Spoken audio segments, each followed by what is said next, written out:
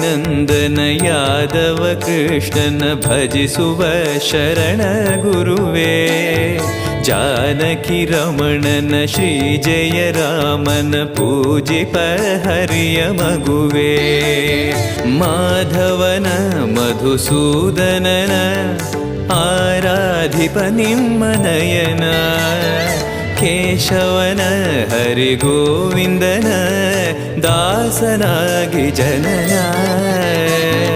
ಪೂಜ್ಯಾಯ ರಾಘವೇಂದ್ರಾಯ ಸತ್ಯಧರ್ಮರತಾಯ ಚ ಭಜತಾಂ ಕಲ್ಪವೃಕ್ಷಾಯ ನಮತಾಂ ಕಾಮಧೇನವೇ.